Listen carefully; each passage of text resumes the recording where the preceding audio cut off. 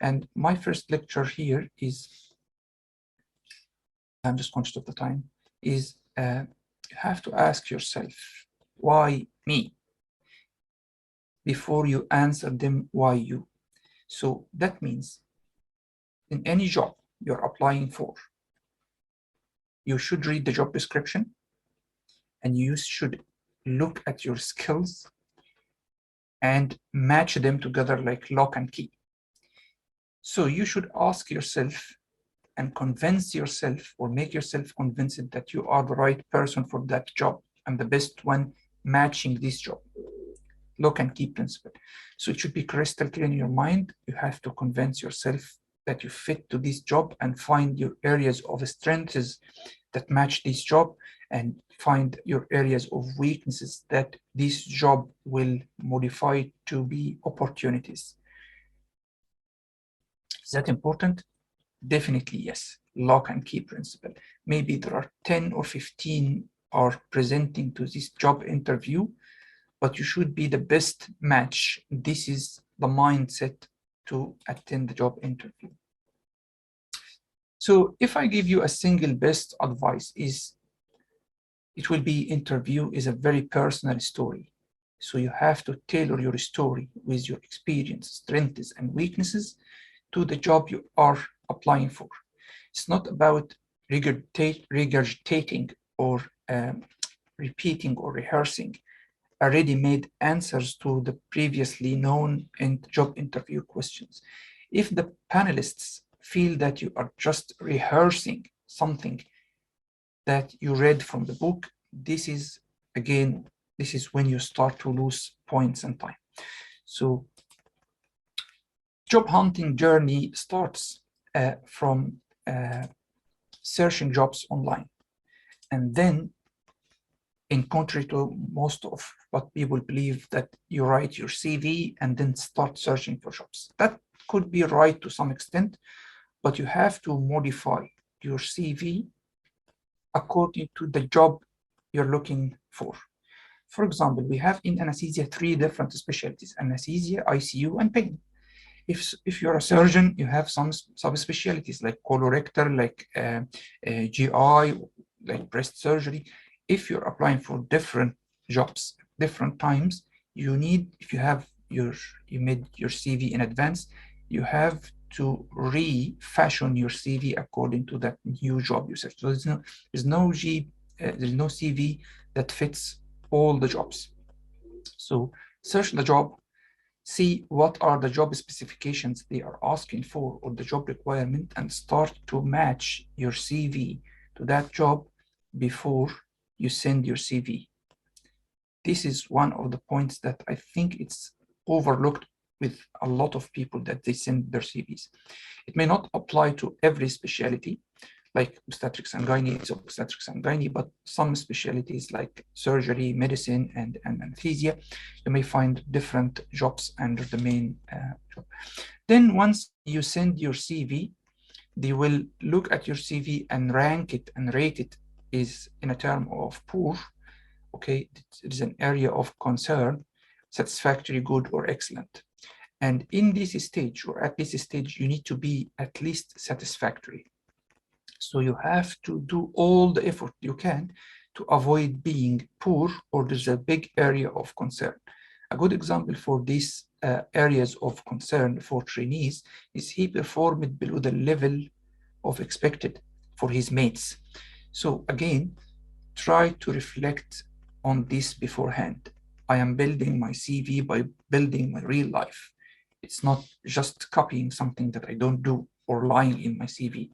So again, keep an eye on your career progression and keep an eye to make no area of concern at all.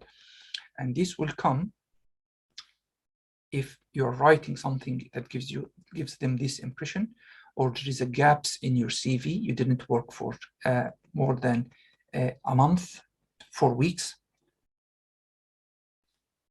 If there is anything like that, you have to justify it, why there is a career break or career gap. And it may come if they are collecting your references and contacting them before shortlisting you.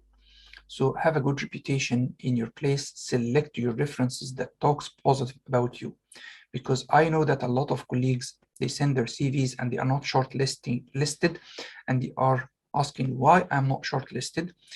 Again, think one of the main points, it would be your references. They are not picking the phone and answering the calls. They are not speaking positive about you, or maybe they are pushing something negative about you in the discussion. That's not good, and this will prevent you from getting shortlisted. And please be very organized in your CV, because this is a short way for the excellence in your CV. Then once you are shortlisted, congratulations, you are getting to be interviewed at this date and time.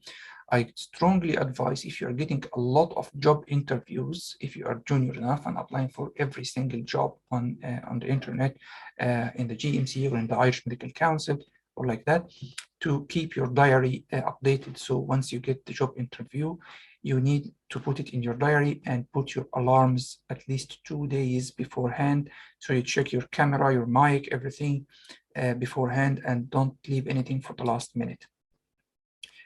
So after the interview, the story is not finished, because you don't know if you're getting the job. And even if you are getting the job, this is not the last job in your life. If you are not a consultant yet, or even if you are like a locum consultant, it's not the last job in your life.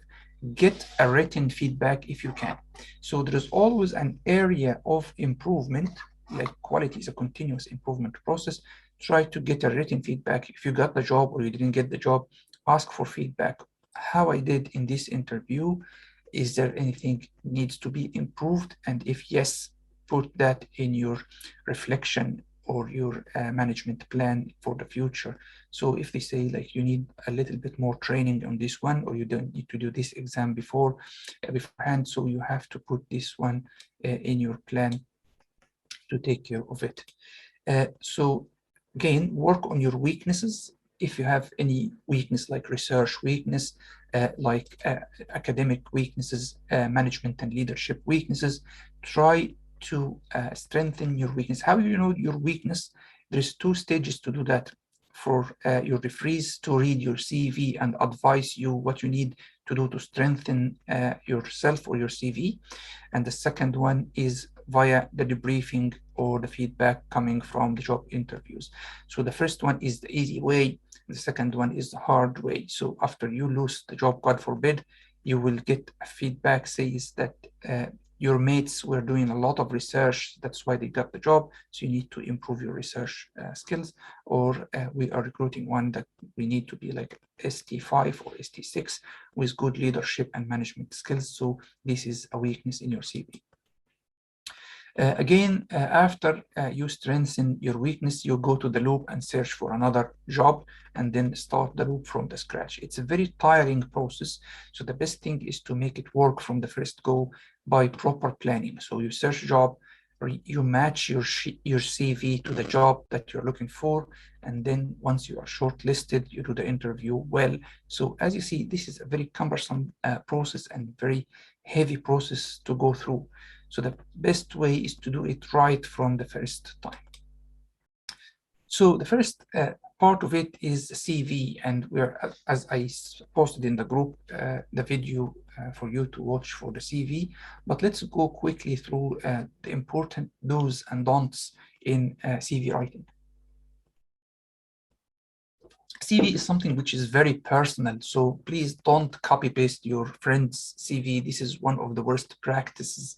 You can use a template, but not your friends or your colleagues' CV, because every one of you is unique and has his own potential, has his own talent and skills. So if you take your friend's CV as a template, that's absolutely fine, but please make sure that you don't copy paste any of the big items. Like you can take the headlines like academic, management, leadership, and that stuff. But you can find that as well in the templates. There is professional templates that do that, and they are for free in some websites. I can send you a few templates if you wish after the course. Please email me again if you need any of those templates. But my advice here, don't use your colleague's CV because everyone's CV is unique. The most common question I'm asked, should I put a photo in my CV or not? If you put a photo that's not uncommon and make it professional, so official or professional photo is advisable, highly advisable. If you're not leaving a photo, it's a good idea from Dr. Ahmed Abbasi offered me the last time, is to attach your LinkedIn account, which has a professional photo. So if you're not putting a photo and they are interested to see how you look like, they will go to your LinkedIn and see how you look like. But I don't think this is a big deal. From I was involved in interviews, in mock interview for multiple times in Ireland, and most of Irish trainees, they don't put a photo in their CVs. So now this is the main idea of building your CV by building your career. You have to think how I should improve my CV. It's actually, I should be very realistic. If there is any weakness, I should work on it so to make my CV stronger. So the CV is the story of your life. To continue with the do's, proofreading is best, as I said, by your referees, and it is for spelling mistakes, punctuation, and grammar mistakes, and all other silly errors. Make it look very organized in a very chronological manner. Always use the newest on top, and then the older to the oldest ones. Be honest, but this is difficult to say all the truth as is. So you need to be vigilant and smart, but not a liar. So this is the very good example of 6 and 9, and I'm asking you to stay positive. I have a very good example in my life. One of our colleagues, he was asked in his job interview for a pediatric training.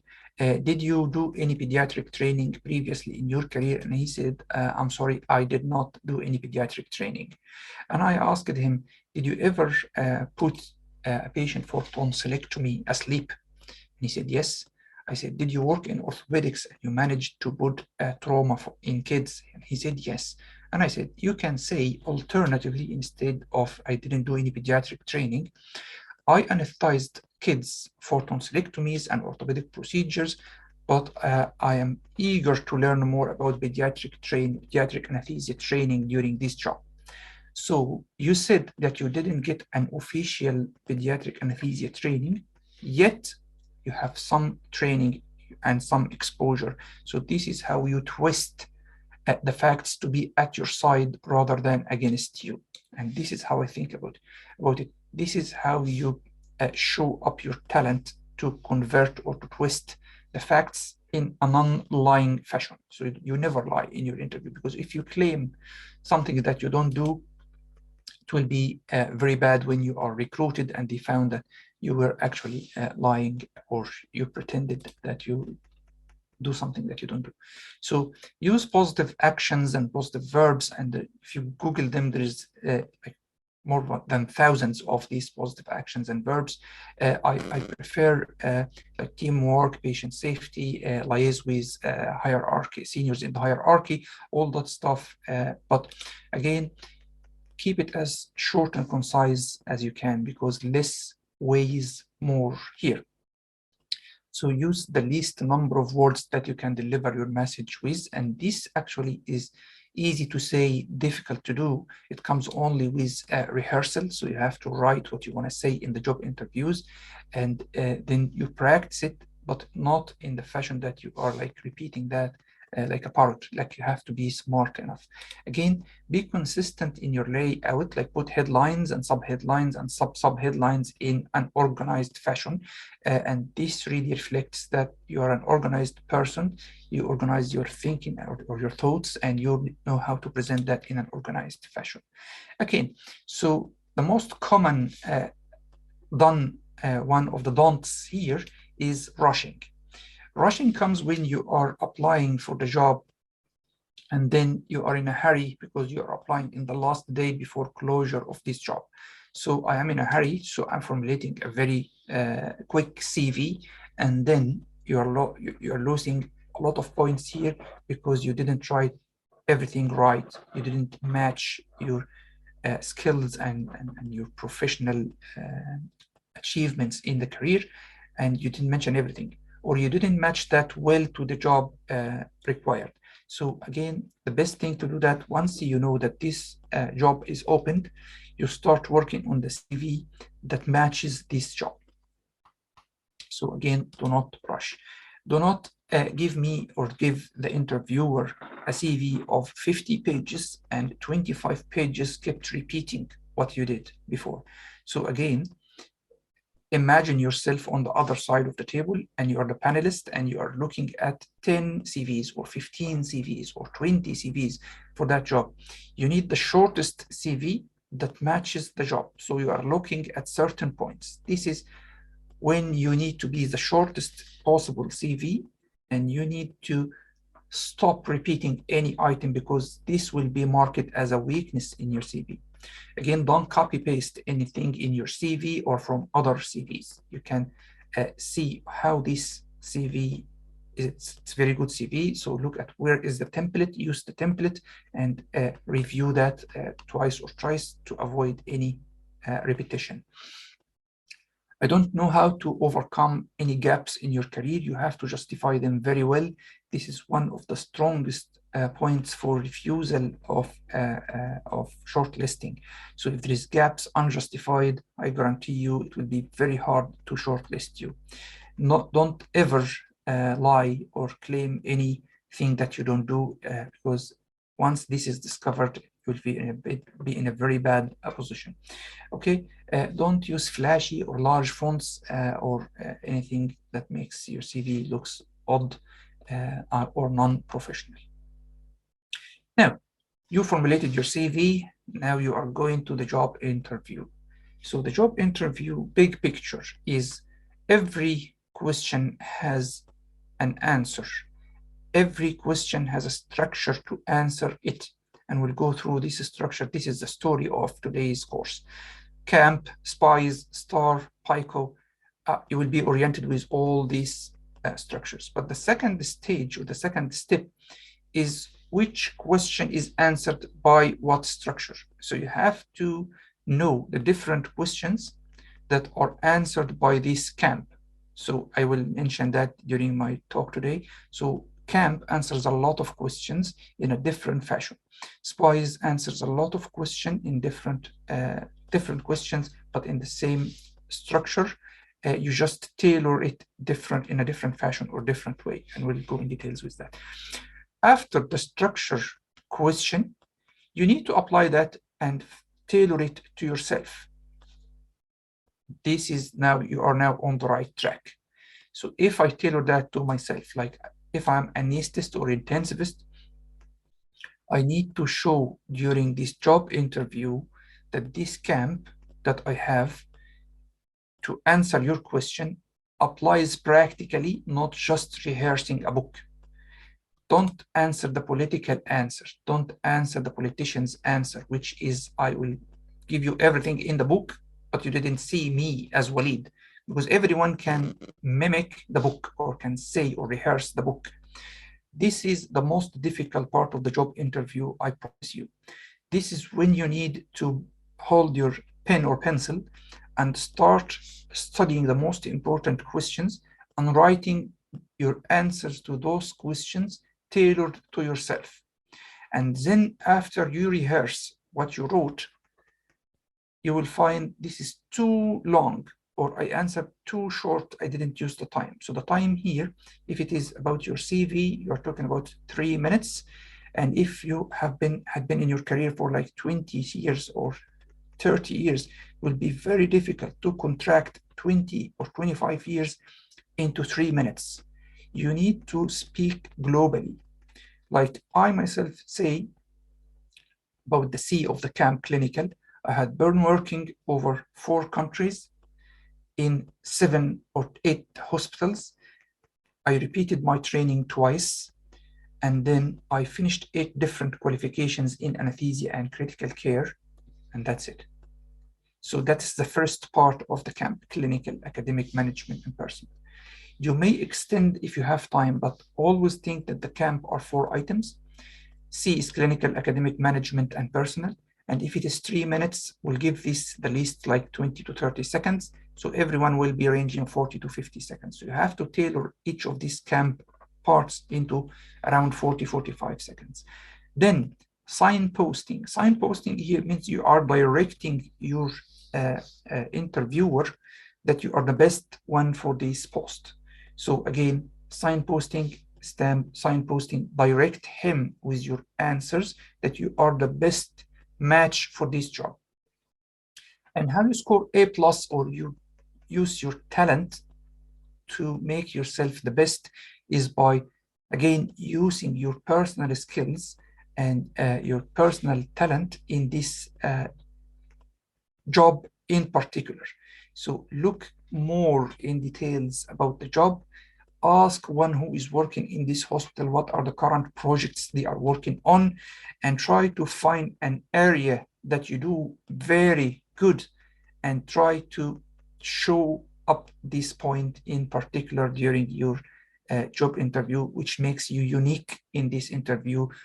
And out of these 10 or 15 interviewees, you are the best match. So again, this is left for you. I cannot tell you about that one because I don't know every one of you. You know yourself better. So there are some keys of success here. Like it depends, first of all, about your interview level. Are you interviewing as an SHO or intern, or you're interviewing as a level of registrar or a fellow or a consultant? And if you are interviewing as a consultant, it's the locum consultant or a permanent consultant job. So it differs according to the job you are applying for. This is the first difference. And the interview levels, are you the only applicant for this job, or there are a lot of people competing with you? It would be very nice to know how many your competitors are, if you can have an access to this piece of knowledge, but it's not difficult or feasible in most of the time. So you need to know how competitive it is. If it is 2 or 3 and I know their levels and I know them, they are my friends, I will be a bit more relaxed than knowing that it's 15 or 20 people on board and they are all very strong level and they are really good competitors with me. So I will be more stressed and more focused to present myself the best. So again, it's very dependent on what is the level of the interview at this stage. But again, don't prepare yourself lax all the time, because if, for example, if you come to Ireland or UK at the first instance, because there's a very shortage in this place and you are moving to repeat your training the same what we did in Ireland, the first job is always, when you're coming from overseas, is the easiest one, but it comes harder and harder because you want to be promoted to different levels in the country. So you are competing for the higher levels with stronger colleagues. Answer the question directly, and here we say it is the elevator pitch. The elevator pitch is the same idea of time is brain in the stroke, time is heart in the ACLS and cardiac arrest. So here time is the job. So you have to answer your question directly. Don't mumble, don't roam around the question. How to do that? If you know the questions in advance, if you write your homework, if you know how to rehearse the answers and contract them, you will not be surprised with the answers in the first time in your interview. Time the answers 3 and 2. 3 is 3 minutes for the CV question or any similar CV question, and 2 minutes for any other question like scenario questions, SPIES or STAR.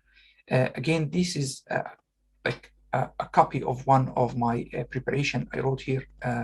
This is the summary or the most important, and this is the clinical, and this is the academic, and this is the qualifications part, this is the training part. And as you see, I here put the roadmap for myself. Like for the training, this is how I submit the training on daily basis, or national training, international training. So always classify, as we say, classify or die. So it's very important to put roadmap. Under this roadmap, you can write whatever you like in the term of paragraphs and start to rehearse in front of a camera or in front of your wife, and then ask for a debriefing or one of your colleagues. You are so welcome to contact me if you're interested in a private session. but it's no promise it's according to my timetable if I can do that, but I'm all yours if you wish to do something like that. So structure your answers in points. So if I'm talking about training, I did training in 4 different countries, or in specialty and subspecialty training, always be organized and put it in point. Expand and illustrate with examples, and this is what we say signposting. So expand and then illustrate with examples, signposting. Use the power words and verbs. Objective rather than subjective. When you are talking about yourself, don't say, I am an honest man. This doesn't count. This is, you're just arrogant. So always when you're trying yourself, try to be less subjective or more objective. So my 360 evaluation or my feedback forms or my consultants always tell me that I'm a helpful person. I like to work with team, or this is my reflection from the last debriefing session I got from that team. So always talk about yourself with the tongue of your colleagues. Again, be positive. You see, this is a SWOT analysis. It's SWOT, so strengths, weaknesses, opportunities, and threat. I'm sorry, this signpost shouldn't be here now. So again, think about your strengths and always keep in mind that every strength may change into a threat. It's a great effort to prevent your strengths from changing to a threat. And I presented 1 or 2 videos before about this point. And always try make your opportunities from your weakness. So every weakness I have is actually changing into an opportunity. So be positive. So if you have, for example, a weakness in research, or research item is not the best in your CV, do 1 or 2 courses about research. Take a medical statistics course or research course and say, if you ask about my research, it's a weak point, I'm working on it in the term of I took this and that courses and that training, and now I'm looking forward to get this job to make it better. So make your weakness behave like an opportunity. This is a good example of power words and verbs. As I said, there is plenty of them. I prefer the teamwork, the leadership, the patient safety. I use clinical governance, and I'm motivated, eager. Like there's a lot of them. So it depends on the situation you are facing in your question. You can use different power words and verbs. Again, let's see here the different structures for different questions. The first one is why you, or why we should hire you, or can you go through your CV, whatever this question form is been asked. So we go with the CAMP.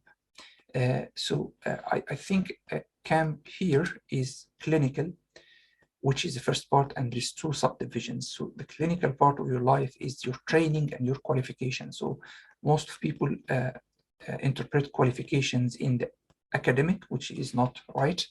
It was not the best. So qualification is part of your clinical life. So you finished by an MD, or like in Egypt, MD, it's a clinical training program finished by exams plus thesis. So I would include these qualifications as part of my clinical career. And my training was for this number of years in this number of hospitals,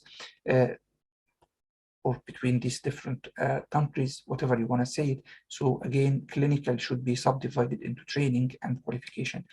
Academic here means teaching and research. So again, you may repeat the mention of your MD or your PhD if you mention the research, but I would say it only once, and again, repeat the research element of it when I am highlighting or emphasizing this research. Teaching, again, classify the teaching into national or local, national, and international, if you have any international teaching experiences. So again, classify or subclassify, but again, limit yourself to 40 or 45 seconds, because this is the second part. Management and leadership.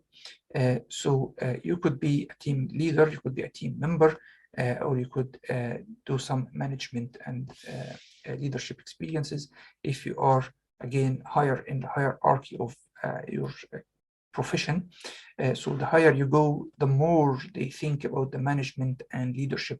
And my advice to you is to divide this management into two different sections, leadership skills and management skills, and they are not the same. So management is kind of, you are a director of something, or doing an audit, you are managing to get this one. Leadership skills is like an SLS instructor, or you're leading a team for an audit or to do certain research. So there's some overlap, but you have to characterize the management clearly enough from leadership in your CV and put them into two different items so they can see that you have these management skills and these leadership skills. Now, again, the personal ones, try to use something that reflects your personal attributes, like the 360 evaluation from the colleagues, like consultants and colleagues. And again, use the patient evaluation or the patient feedback as a strong point that reflects your personal attributes, rather than talking about yourself with the active voice. So these are the five main structures: the CAMP, which is clinical, academic, managerial, and personal. The STAR is a situation, task, the action, and result, and how you reflected on that one. The SPIES, which is seek more information. This is the most one I really like in my life. Seek information, patient safety. Here, take the initiative and escalate, and the S is for always to support in that scenario. PICO is a research question, which is a population, intervention, comparator, and outcome. And audit, Ahmed Abbas will talk extensively on this one, but this is my personal approach on doing the audits. Is when I did this audit, and what I did audit, what is the standard to compare with, and what was the outcome, then the recommendation I did at the end of my audit, and if I closed the loop after applying this recommendation, did I close the loop or not? So this is how we look at them. Now, before your interview, there's a lot of things that you need to do. Like if it is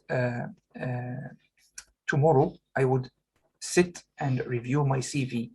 And again, you shouldn't submit any CV that you don't know any item of it. So like if you're asked about any item, you should know properly and remember properly. So if you did some research years and years ago, there's a good chance that you're asking about this research. So you have to think twice before submitting a CV with a research element in it that you forgot what was your PICO in this one, if it was 20 years ago or something like that, because there's a chance to get that done. And it's not acceptable that you say something, you put something in your CV that you were not aware of. Like if you have been the fourth or fifth author of this article, and they ask you about the article, and your job was just writing this or just doing the statistical analysis, and you don't know what's the research about, you wouldn't present yourself the best.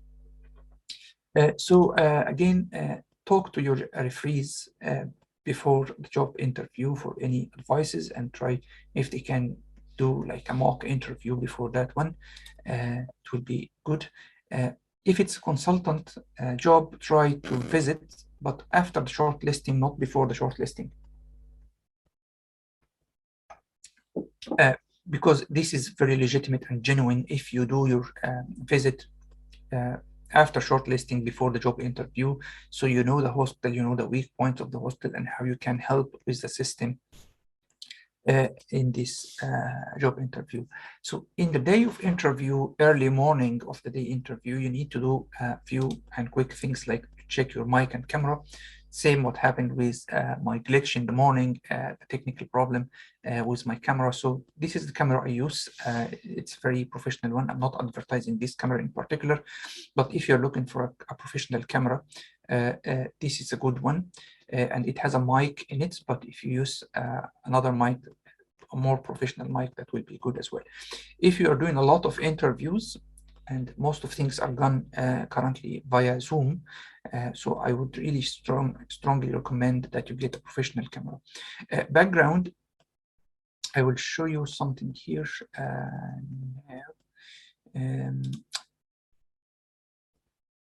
Okay, here we go. So I will use none. So this is what I do have in my background now. It's a green screen. So if you don't want to appear cartoonized, it's better to use a green screen. There's a simple small green screen that is attached to your chair, something like that one. I didn't try this one myself because I have a big one, but it's not a bad idea to bring a small green screen behind you so you don't appear cartoonized. Please, I do that always when I have a professional meeting. Reset your modem or your router in the morning of the meeting and try to minimize the load on your internet from the kids or the family at your interview day. So if it is a low speed internet, you're using the maximum power. Again, lights. So there's a lot of professional lights now that attaches here above your desktop and give you good illumination. But if you don't have any of these professional lights, the least you can do is to sit with the window in front of you rather than the window behind you. If the light source is coming from your behind, your face features and interview gesture will be a bit of problem here. So they need to see your face if this is again virtual interview. Now, camp question. What are the questions answered by the camp? So here, take me or tell me about yourself. Take me through your CV. Why should I hire you? Or why you in person should be hired in this post? Why we should give you this post? Why should we hire you? How have you prepared yourself to become a consultant or to become a senior clinical fellow? What are the strengths and weaknesses of your training? All these questions, any of these questions, again, I will emphasize the 4 pillars: clinical, academic, management, and personal. Think clinical. Again, the clinical is my training and qualification. Academic is the teaching and research, the management and leadership in 2 different items, and personal, how people talking about me in that regard, or talk objective rather than subjective. Again, these are different questions, are all answered same way. How you prepared yourself to become a consultant. I speak about my training, my qualifications, my academia, teaching and research, and all that repeats the same. I'm a bit conscious of the time because it's 5 minutes remaining for me. So the camp structure still answer different questions, like where you find yourself in 5 or 10 years time. Again, speak clinical. I want to achieve that target in the term of clinical. In the term of academic, I want to do so and so. In the term of management and leadership, I want to be the lead clinician or the clinical lead of this part of job, and then tailor that to the job description you are getting for this post. What can you offer our trust? Again, clinical, academic, I will offer you this and that in the term of clinical, and then academia, I can teach so and so. And I was hired actually as a consultant, sorry, in Dorset County Hospital, given 2 strengths I have in my CV, which are the CSER application and the critical care echo skills. So they want to establish this service in the trust. So I hit on the nail hard in these 2 parts during my whole interview, and this is how I got this consultant post. Why do you want to work in our trust, or for this trust, or for this hospital, or for this job? Okay, again, I will divide it: clinical, academic, management, and personal. How should we develop our services? Again, emphasize not only the clinical, academic, management, and personal. STAR: situation, task, action, result, and reflect. This is, tell me about a time when you dealt with a difficult patient or difficult colleague, or when you showed your leadership, or when you had a conflict with one of your team, or you made a difference to your department. Again, this is the situation. So give an example, okay, and give the task yourself that you did. We are here not talking about the hospital management system or how strong the hospital. We're talking about yourself. I'm hiring you, not bringing the whole trust to my trust. So again, the task you did yourself, and what is the action you did, and then what was the result. Again, how you reflect on that reflection here. So I will be good addition to your hospital when I get this job done. So What are other key structures? I'm sorry. So SPIES here is the seek patient information, look at the patient safety, take the initiative, escalate and support. The question here is a colleague keeps coming late. So good example, seek information. What is the definition of late? Is it 5 minutes or 1 hour? Seek more information. Okay.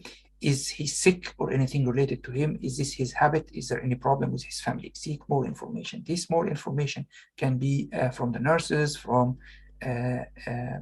your colleagues, from who asked you to intervene with this situation. But again, be very cautious about his confidentiality as well. So keep the minimum seek information as possible. Then look at the patient safety. Is any patient here at harm? So you have to take the initiative and prevent this harm. Okay. And then if you find that beyond your limits or beyond your job description in the hierarchy, and you find you cannot sort it on your own, this is the time you need to escalate. So escalate always comes after taking the initiative, and always be supportive for your colleague or for the patient or for the whole team. It depends on the scenario and the question. If your registrar constantly fails to answer his bleep, again, seek information. If there is any patient got harm or about to get harm, take the initiative, corrective actions by yourself. And then if you can't manage, or if this is, if you fail to manage multiple times this scenario, or it keeps happening, you need to escalate and always keep supporting your colleague. Okay, so consultant colleague is underperforming. So again, what is the definition of underperformance? And is there any factors coming from outside that you can help with? Or if your consultant come to the ward or to the theater in a drunken condition, or you overheard your registrar talking about cocaine, again, seek more information. If there is any patient harm is going to happen, you have to take the initiative. And if you can't, please escalate the scenario in the hierarchy. It depends on if it's training hierarchy or regular service job hierarchy. It depends on the hospital and your colleague, and always give him the support. A junior trainee told you the registrar was bullying him. Again, seek more information, patient safety, take the initiative, escalate, and then support. PICO, the population, the intervention, the comparator, the outcome, and we will go with Dr. Ahmed Abbas about this one in more details. Audit, I will leave that to Dr. Ahmed Abbas. Presentation, if you are presenting for a consultant job, there will definitely be a presentation part of this one, particularly if it's substantive job. Don't presume there is no lecture or there is no presentation. Just ask, because some hospitals ask you to do that just before the interview. Again, if you're applying for a consultant job, it is just 6 slides. Rarely they ask you to do that without PowerPoint presentation or slides. Maximum 6 minutes, so it's 1 slide per minute. 5 to 10 minutes presentation and 10 minutes for discussion. Always ask and seek who is your audience, or who are your audience. You may be presenting a difficult talk to porters or cleaner or any lower level of education than yourself, so you have to make it in a simple fashion. Or if you're presenting that to the hierarchy above you in the hospital, like in the management team or the leaders of the hospital, you will talk more professional and more sophisticated manner. Rarely the topic is clinical. It's usually about management and leadership. Ingredients for good presentation, I would really stress that you go for the medical education course series that I did with Saving Lives Academy. Again, we'll go quickly here through this one. If you are attending any NHS or jobs in UK, you have to look at the long-term plans of NHS versus HSE in Ireland. You have to look at the annual report of the hospital or the CQC report of the hospital. This is the quality report, and what are the weak points and how you can help with them, and emphasize your role in these ones if you are going for a consultant interview. The regional challenges of the trust and the Royal College as well. Who is attending this advisory board committee is formed of Royal College, this will look at your CV and training and background question. The clinical lead or clinical director will look at the service development and issues related to the governance question by the medical director. The CEO will look at the strategic issues if you have any in your CV. There is a university representative who will look at your research, ethics, and consent. This is what we call the advisory appointment committee. And the winner in this interview, this is mainly for a consultant job, is via voting system. So don't neglect or you will lose the voice of this person. So focus on all of these, and you need to focus on everyone's to get his vote or her vote. And now look at the big picture again. Thanks for following. And here I will stop sharing. I may leave you a chance for 2 minutes for any questions, any burning